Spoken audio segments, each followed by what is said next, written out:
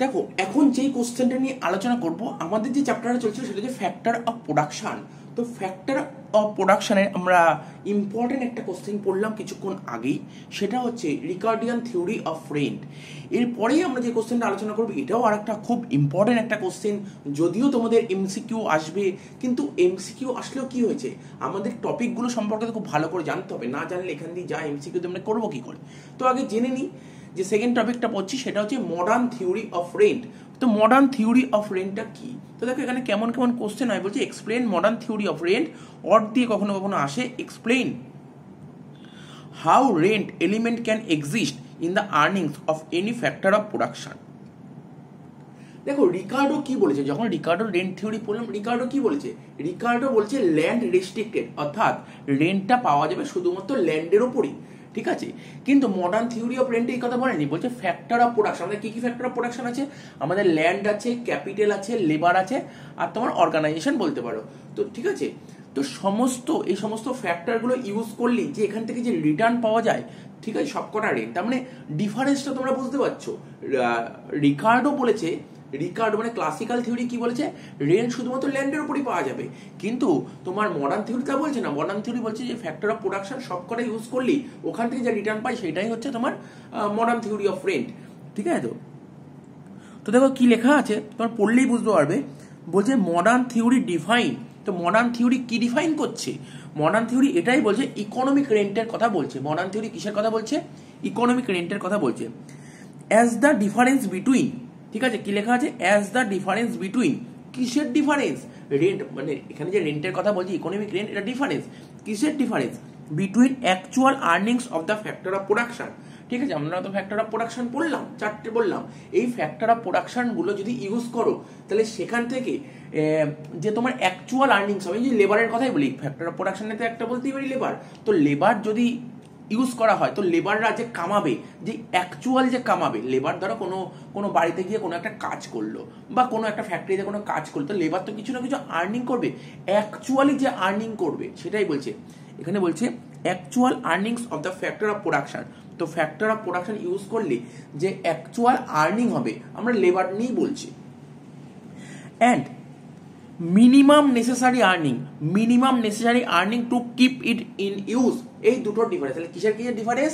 Actual earnings আর হচ্ছে minimum necessary earnings. তাহলে actual earnings আর minimum necessary. তো ব্যাপারটা বুঝলাম না, একটা এক্সাম্পলের সাহায্যে বোঝান। তো বোঝাচ্ছি, দেখো তোমরা একটু মনে করার চেষ্টা করো। তো মনে করার কি, তোমরা জানো সবাই যে পয়লা বৈশাখ, ঠিক আছে, যখন পয়লা বৈশাখ হয়, আমাদের বাঙালি যারা বিজনেস করে, ঠিক আছে, তারা কি করে, তারা ম্যাক্সিমাম দোকানে কি করে, দোকানগুলোকে একটা ভালো করে ডেকোরেট করে, রং করার চেষ্টা করে, ঠিক আছে, করে তো। বা কেউ দিওয়ালির সময়, তো যারা বিজনেস করে তারা দোকানগুলো খুব ভালো করে রং করার চেষ্টা করে। তো রং করবে কারা, পেন্ট করবে কারা, পেন্টটা করতে আসবে কারা, আসবে লেবাররাই আসবে, ঠিক আছে, লেবাররা আসবে। কিন্তু তখন লেবার, মানে সবাই তো লেবার চাইবে, কিন্তু লেবারের তো মার্কেটে তখন প্রচুর ডিমান্ড থাকবে। আর আমরা জানি ডিমান্ড যদি কোনো কিছুর বেশি হয়, তখন তার প্রাইসটা হাই হয়ে যায়। তো একটা লেবার ধরো পার ডে রং করতেও 200 টাকা করে নেয়, সাপোজ আমি এক্সাম্পল দিচ্ছি, 200 টাকা করে নেয়, কিন্তু মার্কেটে তখন লেবারের হাই ডিমান্ড, ঠিক আছে, তখন লেবাররা কিন্তু 300 টাকা করে নেবে।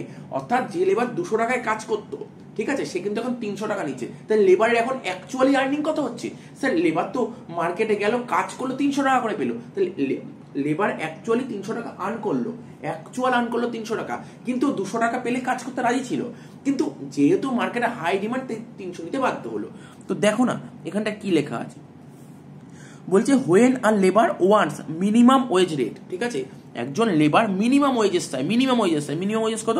200 টাকা পার ডে। যে 200 টাকা দিয়ে ওই 200 টাকা পার ডে কাজ করলো, কাজ করে বাড়িতে চাল ডাল তেল নুন কিনে নিয়ে গেল, ও বাড়িতে খাওয়া দাওয়া করবে, ঠিক আছে, এই 200 টাকাও চায়।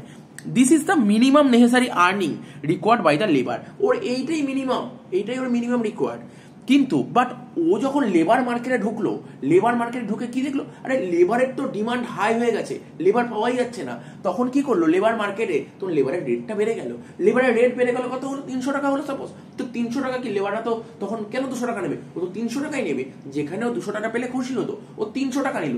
এই যে এক্সট্রা 100 টাকা বেশি নিল, আরে এটাই তো ইকোনমিক রেন্ট, এখানে এটাই বলেছে। ইকোনমিক রেন্ট কাকে বলে? বলছে ইকোনমিক রেন্ট হচ্ছে কোনো ওয়ার্কার বা কোনো লেবার অ্যাকচুয়ালি যেটা আর্নিং করলো, আর ও মিনিমাম যেটা বলছে, এই দুটো ডিফারেন্সটাই হচ্ছে তোমার ইকোনমিক রেন্ট। তো ঠিক আছে, তো আশা করি যে ব্যাপারটা বললাম আশা করি বুঝতে পেরেছো।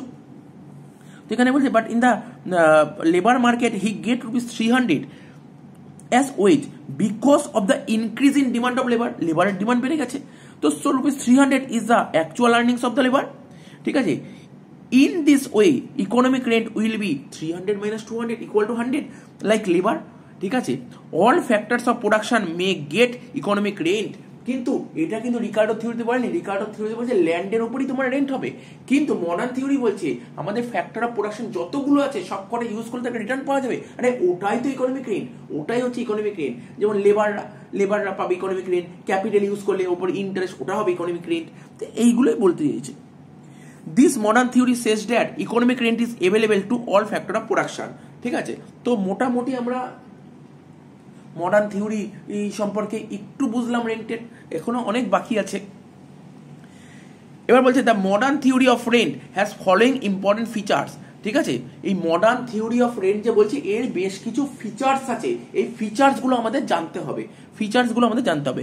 প্রথম পয়েন্ট কি দেখতে পাচ্ছ, surplus payment. Surplus payment modern theory of রেন্টে বলেছে কি সারপ্লাস পেমেন্ট। এই পয়েন্টগুলো বলে দিচ্ছি, এই ফিচার্সগুলো হয়তো তোমাদের বইতে না থাকলেও থাকতে পারে, তো আমি বলে দিচ্ছি শুনে নাও। সারপ্লাস পেমেন্ট, তো দেখো না কি বলেছে, সারপ্লাস পেমেন্টটা কি বলতে চাইছে। বলছে modern theory assume surplus payment two the factor of production. এই মাত্র যে তোমাদের উদাহরণটা দিলাম, আরে এই মাত্র উদাহরণ দিলাম যে একটা লেবার 200 টাকা কাজ পেলেই খুশি, কিন্তু যখন লেবার মার্কেটে গেল, যখন লেবারের ডিমান্ড বেড়ে গেছে 300 টাকা পাচ্ছে। এই যে সারপ্লাস পেমেন্ট মানে কি, অতিরিক্ত যে পেমেন্ট করবে, অতিরিক্ত পেমেন্ট করবে মানে ফ্যাক্টর অফ প্রোডাকশন গুলো ইউজ করার ফলে যে এক্সট্রা পেমেন্ট করা হয় ওটাই তো সারপ্লাস পেমেন্ট। তো এটাই তো বলেছে modern theory assume surplus payment to factor of production as economic rate. তো ফ্যাক্টর অফ প্রোডাকশন গুলো ইউজ করার ফলে যদি সারপ্লাস পেমেন্ট করা হয় ওটাই হচ্ছে economic rate. In this sense all factor of production may get economic rent, মানে ফ্যাক্টর অফ প্রোডাকশন সবকিছুর মধ্যে ইকোনমিক রেন্ট আছে। Next point, in elasticity of supply. Inelasticity আমরা জানি ল্যান্ডের ক্ষেত্রে সাপ্লাইটা কি, আমরা তো জানি যে জমির যোগান, অর্থাৎ ল্যান্ডের সাপ্লাই তো সীমিত, তাই না? তাই বলছে in elasticity of supply, supply অনেক কম আছে। ঠিক আছে, সাপ্লাই অনেক কম আছে। Modern theory of rent says that, modern theory of rent কি বলেছে যে rent in available because of the in elasticity of supply. ঠিক আছে, রেন্ট কখন অ্যাভেলেবেল, যদি সাপ্লাই যদি ইন ইলাস্টিসিটি থাকে, অর্থাৎ সাপ্লাই যদি প্রচুর কম হয় তখনই তোমার rent available. Of factor of production, land has perfectly in elasticity of supply. ল্যান্ডটা কি perfectly in elasticity of supply, কারণ আমরা জানি ল্যান্ডের সাপ্লাই তো খুব সীমিত, তাই না? দেয়ারফর হোয়েন ডিমান্ড ইনক্রিজেস, যখন ল্যান্ডের ডিমান্ড বেড়ে যাবে তাহলে ও কি করবে, অটোমেটিক্যালি প্রাইসটা বাড়িয়ে দেবে। ঠিক আছে, and owner of land get economic rent, এবং তখন ওনার এই টাকাটা পেয়ে যাবে, এটাই হচ্ছে ইকোনমিক রেন্ট। এরপর কি বলেছে, specificity of factor of production. আমরা তো ফ্যাক্টর অফ প্রোডাকশন পড়েছি, কি কি factor of production, sir land, labour, capital, organisation. ঠিক আছে, তো এখানে কি বলছে, every factor of production is a particular importance. ঠিক আছে, যখন আমরা প্রোডাকশন করতে যাব তখন তো অনেক যে 4টে ফ্যাক্টর বললাম, প্রতিটা ফ্যাক্টরিরই কিন্তু আলাদা আলাদা ইম্পর্টেন্স আছে। যেমন ধরো তুমি তোমাদের ফ্রেন্ড সার্কেলে গেলে, ধরো তোমাদের একটা বন্ধু রাম, শ্যাম, যদু, ওদের এরকম আছে, তোমার কাছে রামের যেমন ইম্পর্টেন্স আছে তো শ্যামের ইম্পর্টেন্স তার চেয়ে বেশি থাকতে পারে। তো এরকম এক একজনের কাছে ইম্পর্টেন্স এক একটা। তো এখানে যেমন ফ্যাক্টর অফ প্রোডাকশন আছে, ল্যান্ড, কোনো একটা প্রোডাক্ট তৈরি করতে মার্কার পেন তৈরি করবো, ল্যান্ড লাগছে, লেবার লাগছে, তো ল্যান্ডের যেমন ইম্পর্টেন্স আছে লেবারও ইম্পর্টেন্স আছে, আবার ধরো ক্যাপিটালও তো ইম্পর্টেন্স আছে। তাই বলছে every factor of production is a particular importance for production. Such kind of particular importance is called specificity of the factor of production. মানে সব আলাদা আলাদা পার্টিকুলার ইম্পর্টেন্স আছে, প্রত্যেকেরই আলাদা আলাদা ইম্পর্টেন্স আছে। লাস্ট, ট্রান্সফার আর্নিং, খুব ইম্পর্টেন্ট, খুবই ইম্পর্টেন্ট কোশ্চেন, এখান থেকে এমসিকিউ আসে। ট্রান্সফার আর্নিং জিনিসটা কি, দ্য মিনিমাম নেসেসারি আর্নিং। ওই যে বললাম যে 200 টাকার কেসটা বললাম, এটা লেবারকে দিয়ে পেন্ট করাবো, ঘর পেন্ট করাবো, তো লেবার তো 200 টাকা পেলেই খুশি, অর্থাৎ মিনিমাম ও যে টাকাটা চায় সেটাকেই বলছে ট্রান্সফার আর্নিং। তাই বলেছে the minimum necessary earning to the factor of in use is called transfer earning. The minimum necessary earning to the factor factor মানে লেবার, এই লেবারটা ইউজ করার ফলে, ঠিক আছে, লেবারটা ইউজ করার ফলে মিনিমাম যে আর্নিংটা হচ্ছে সেটা হচ্ছে transfer earning. When the factor is use in best alternative, ঠিক আছে, কোনো ফ্যাক্টর যদি বেস্ট অল্টারনেটিভ ইউজ করা হয় তো actual earning higher than transfer earning, এটাই হচ্ছে economic rent. So difference between critical earnings and transfer earning is called economic rent. ব্যাপারটা যদি পুরো ক্লিয়ার না হয় ট্রান্সফার আর্নিং সম্পর্কে, আমি একটা খুব সুন্দর একটা এক্সাম্পল দিয়ে তোমাদের সামনে তুলে ধরছি, ঠিক আছে, তো মন দিয়ে শোনার চেষ্টা করবে। আমরা মনে করছি ধরো একটা ল্যান্ডের মধ্যে ধান চাষও করা যায় বা ওই ল্যান্ডে গম চাষও করা যায়, একটা ল্যান্ডে ধান চাষও করা যায় বা গম চাষও করা যায়, অর্থাৎ ওই ল্যান্ডটাকে আমরা বিভিন্ন কাজে ব্যবহার করতে পারি, বিভিন্ন কাজে তো হলো ধান চাষও করতে পারি, গম চাষও করতে পারি, ঠিক আছে। তো ধরা যাক ওই ল্যান্ডে যদি ধান চাষ, ওই ল্যান্ডটায় যদি ধান চাষ করা হয় তাহলে তাহলে জমি থেকে ওই ল্যান্ডটা থেকে আয় হবে 2000, ল্যান্ড থেকে আয় হবে কত 2000। কিন্তু বর্তমানে ওই ল্যান্ডটা যদি গম চাষের জন্য ব্যবহার করা হচ্ছে তো তা থেকে ধরো জমির আয় হচ্ছে কত, ধরো 2500 টাকা। ওই জমিতে আমরা ধান চাষও করতে পারি, গম চাষও করতে পারি। প্রথমে যখন ধান চাষ করছিলাম তখন আয় হচ্ছিল 2000 টাকা, এখন মনে করলো না ধান চাষ করবো না, গম চাষ করে দেখি কি হচ্ছে, গম চাষ করে দেখছি জমি থেকে আমার আয় হচ্ছে 2500 টাকা। এখানে জমিতে যে ট্রান্সফার আর্নিং হলো, ট্রান্সফার আর্নিং কত 2000 টাকা, বোঝাচ্ছি ট্রান্সফার আর্নিং কি করে 2000 টাকা হলো।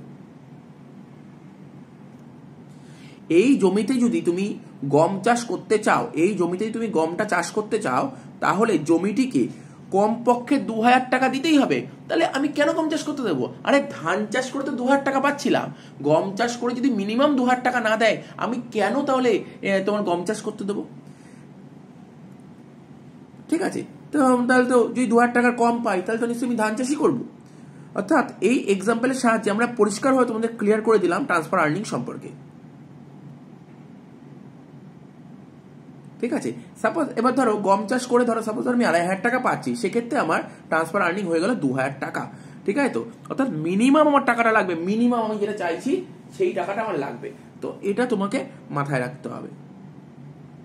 আর এখানে যে এক্সট্রা অতিরিক্ত কি হচ্ছে, ধরো তোমার গম চাষ করে তুমি 2500 টাকা পাচ্ছিলে, ঠিক আছে, তো আর তোমার ট্রান্সফার আর্নিং কত হচ্ছে 2000 টাকা, এই যে 500 টাকা এটা হচ্ছে তোমার ইকোনমিক রেন্ট। তো এখানে কি বলেছে জিনিসটা তোমরা ভালো করে পড়ে নাও, ঠিক আছে। The minimum necessary earning to the factors, minimum necessary earning, তো মিনিমাম নেসেসারি আর্নিংটাই হচ্ছে তোমার ট্রান্সফার আর্নিং, ঠিক আছে। তো when the factor is used in the best alternative, ঠিক আছে। তো ধরো মন দিয়ে শোনো, ধরো একটা যে লেবারের উদাহরণটা বলছিলাম, লেবার মিনিমাম কত টাকা চেয়েছিল, লেবার তো মিনিমাম 200 টাকা চেয়েছিল, ওটাই ট্রান্সফার আর্নিং। সাপোজ ধরো লেবার একটা জায়গায় কাজ করতে, একটা জায়গা থেকে যদি ওকে আর একটা জায়গায় পাঠানো হয়, ঠিক আছে, ও তো মিনিমাম 200 টাকা চাইবেই, ও তো মিনিমাম 200 টাকা চাইবেই, ঠিক আছে। তো যদি 200 টাকার কম দেয় ও কেন কাজ করতে যাবে, কোনোদিন যাবে না। এটাই হচ্ছে ট্রান্সফার আর্নিং, অর্থাৎ মিনিমাম যে টাকাটা চাইছে, ঠিক আছে। এইবার যে এতক্ষণ যে পড়লাম, এবার এইগুলোকে আমরা গ্রাফের আকারে বুঝবো, ঠিক আছে। তো এখানে 3টে গ্রাফ নিয়ে আমরা আলোচনা করব, ঠিক আছে। প্রথমটা যে perfect inelastic supply, perfectly inelastic supply, এটা বেসিক্যালি ল্যান্ডের ক্ষেত্রেই হবে। বলছে in case of fixed supply as a land the equilibrium price paid to the factor will be determined by demand and supply condition as under। তাহলে কি বলছে, in case of fixed supply as a land equilibrium price paid to the factor। তো এটা দেখো ব্যাপারটা বোঝার চেষ্টা করছি, ছবিটা তোমরা দেখতে পাচ্ছ, ঠিক আছে, ছবিটা তোমরা দেখতে পাচ্ছ, এটা হচ্ছে ডিডি, এটা হচ্ছে ডিডি ডিমান্ড কার্ভ, ঠিক আছে। এটা এসএস, এটা এসএসটা কি SS1 মানে এটা সাপ্লাই, এটা কি ফিক্স সাপ্লাই, ঠিক আছে, ফিক্স সাপ্লাই। এই এসএস ডিডি কে কেটেছে কোথায়, এন বিন্দুতে ইন্টারসেক্ট করেছে, ঠিক আছে, এই বিন্দুতে কিন্তু ইন্টারসেক্ট করতে, দেখো কি লিখেছি, SS1 curve show fix supply and DD1 show demand of the factor of production, intersection point N is the equilibrium situation, therefore OP, ঠিক আছে। ওপিটা কি, ওপিটা হচ্ছে ফ্যাক্টর প্রাইস, ওপিটা হচ্ছে ফ্যাক্টর প্রাইস। এখানে কোনো ট্রান্সফার আর্নিং নেই। আরে ল্যান্ডের ক্ষেত্রে ট্রান্সফার আর্নিং কি হবে, ল্যান্ডের ক্ষেত্রে ট্রান্সফার আর্নিং হবেই না, এটা মাথায় রাখবে, কখনো এমসিকিউ দিতে পারি। In this case there is no transfer earning, therefore OS1NP হচ্ছে ইকোনমিক রেন্ট, ঠিক আছে। আর একটু যদি তোমরা ভালো করে শুনতে চাও, যে এই যে এতটা যখন প্রোডাকশন হচ্ছে, OS1 যখন প্রোডাকশন হচ্ছে তখন অ্যাকচুয়াল ইনকাম কত হচ্ছে, ওপি, অ্যাকচুয়াল ইনকাম হচ্ছে ওপি, আর ট্রান্সফার আর্নিংও হচ্ছে ওপি, ঠিক আছে। তাহলে আমি যদি এই তোমাকে একটু ভালো করে বোঝানোর চেষ্টা করি, সেটা কি বলবো, আমরা এখান থেকে দেখি ইকোনমিক রেন্ট কিছু বেরোয় কিনা, ঠিক আছে? তো সরি একটু মিস্টেক করেছি, কি বলেছি যে এখানে তো তোমার অ্যাকচুয়াল ইনকাম ওপি আর ট্রান্সফার আর্নিং ওপি, এখানে তো ট্রান্সফার আর্নিং নেই। এখানে আমি বললাম ল্যান্ডের ক্ষেত্রে ট্রান্সফারই হবে না, ল্যান্ডের ক্ষেত্রে কোনো ট্রান্সফার আর্নিং হবে না, ঠিক আছে? তার মানে অ্যাকচুয়াল ইনকাম হচ্ছে ওপি আর ট্রান্সফার আর্নিং তো কিছুই নেই। তার মানে এই OS1 এতটা প্রোডাকশন করার জন্য টোটাল ইনকাম কত হবে? টোটাল ইনকাম হবে OPNS1, এটা হচ্ছে টোটাল আর্নিং। আর ট্রান্সফার আর্নিং তো কিছুই নেই, তাহলে ইকোনমিক রেন্ট কোনটা হবে? এই পুরোটা, এই যে পুরোটা এটাই হচ্ছে ইকোনমিক রেন্ট, OPNS1, ঠিক আছে? এটাই হচ্ছে ইকোনমিক রেন্ট। তাহলে এই পয়েন্টটা বোঝালাম, কি বললাম? Perfectly inelastic supply. এরপরে কি পড়বো? Less than perfectly elastic supply. বলছে ইন কেস অফ লেবার, ঠিক আছে? In case of labour capital, এটা তো ল্যান্ডের ক্ষেত্রে হবে না, ঠিক আছে? ল্যান্ডের ক্ষেত্রে আগেরটাই বললাম পারফেক্টলি ইন ইলাস্টিক সাপ্লাই ছিল, এবার হচ্ছে elastic supply, perfectly elastic supply in case of labour capital we find less than perfectly elastic supply, ঠিক আছে? তো therefore with the increase in demand যদি বেড়ে যায় they get have to their transfer earning. যদি এরকম কেসের ক্ষেত্রে ধরো লেবার বলো ক্যাপিটাল বলো যদি ডিমান্ড বেড়ে যায় তো সেক্ষেত্রে ট্রান্সফার আর্নিং তৈরি হবে, আর এখান থেকে ইকোনমিক রেন্ট তৈরি হবে। তো তোমরা ছবিটার দিকে তাকাও, ছবিটার দিকে তাকানোর চেষ্টা করো, কি বলছে এখানে? এখানে যে লেখাটা আছে সেটা বলছি, এখানে যে DD1, এই যে DD1 demand curve, SS1 supply curve পরস্পরকে P বিন্দু ছেদ করেছে, ঠিক আছে? আর এখানে যে OS, এই বক্সটা আছে, এই বক্সটা দেখতে পাচ্ছ, এটা হচ্ছে তোমার ট্রান্সফার আর্নিং, ঠিক আছে? এটা ট্রান্সফার আর্নিং। আর এর ওপরে যদি হয়, এর ওপরে যদি কিছু এখানে লেখা আছে দেয়ারফর আর্নিং অ্যাবাভ OS, ঠিক আছে? OS এর ওপরে যদি কিছু হয় তাকে বলবো ইকোনমিক রেন্ট, ঠিক আছে? তো তুমি বোঝার চেষ্টা করো, এটা হচ্ছে টোটাল মানে অ্যাকচুয়াল আর্নিং, এই যে পুরোটাই পুরো বক্স হচ্ছে অ্যাকচুয়াল আর্নিং, আর এটা হচ্ছে ট্রান্সফার আর্নিং। এই উপরে যে ডিফারেন্সটা হচ্ছে এটা হচ্ছে তোমার কি বলবো, এটাকে বলছে তোমার ইকোনমিক রেন্ট, ঠিক আছে? তো দেখো ওই ছবিটা যদি বুঝতে অসুবিধা হয়, এই ছবিটা আমি তোমাদের দেখিয়েছি, আরো ডিটেলস বোঝানোর চেষ্টা করছি। এই যে দেখতে পাচ্ছ SS, ঠিক আছে? এটা কি? এটা হচ্ছে তোমার সাপ্লাই কার্ভ, ঠিক আছে? আর এটা কি? DD, এটা হচ্ছে তোমার ডিমান্ড কার্ভ, ঠিক আছে? এরা পরস্পরকে ইন্টারসেক্ট করেছে কোথায়? এই যে ই পয়েন্ট ছেদ করেছে, তাই তো? ইন্টারসেক্ট করেছে, এটাকে বলবে ইকুইলিব্রিয়াম পয়েন্ট, মানে ভারসাম্যের বিন্দু। এই বিন্দুটা অনুযায়ী আমরা কি দেখতে পাচ্ছি? এই যে OT পরিমাণ এখানে আছে না, OT পরিমাণ জমির, এই OT পরিমাণ জমির খাজনা কত, মানে রেন্ট কত? ওকে, এতটা জমির রেন্ট কত? ওকে, ঠিক আছে? তো তাহলে বোঝা যাচ্ছে কি বললাম? এবার এই OT পরিমাণ জমিকে যদি আমরা চারটে ভাগে ভাগ করি তাহলে কি হচ্ছে? OQ একটা, QR একটা, RS একটা, ST একটা, ঠিক আছে? OQ, এই যে এটা একটা OQ, QR, RS আর ST, চারটে সমান ভাগ করেছি। তাহলে এবার শুধু একটা একটা করে বলি, OQ পরিমাণ, এই OQ পরিমাণ জমির, ঠিক আছে? OQ পরিমাণ জমির ট্রান্সফার ইনকাম কত, ট্রান্সফার আর্নিংটা কত? এই OQ পরিমাণ জমির ট্রান্সফার আর্নিংটা কত? এই যে এইটুকু জমির ট্রান্সফার আর্নিং হচ্ছে QA, ঠিক আছে? OQ পরিমাণ জমির ট্রান্সফার আর্নিং হচ্ছে QA। আর জমির মালিক খাজনা পাবে কত? জমির মালিক খাজনা পাবে FQ। দেখো আমি দেখাচ্ছি যে OQ, এইটুক জমি আছে না, এইটুক জমির ট্রান্সফার আর্নিং কত? QA, ঠিক আছে? কিন্তু জমির মালিক কতটা পাবে? QF, ঠিক আছে? QF, ঠিক আছে? তো তাহলে এখানে তাহলে ইকোনমিক রেন্ট কোনটা বেরোবে? কেন জমির মালিক তো পুরো এত টাকা পেলো, ঠিক আছে? আর ট্রান্সফার আর্নিং হচ্ছে এত টাকা, তাহলে এই যে এক্সট্রা FA, এটাকেই তুমি ইকোনমিক রেন্ট বলতে পারো।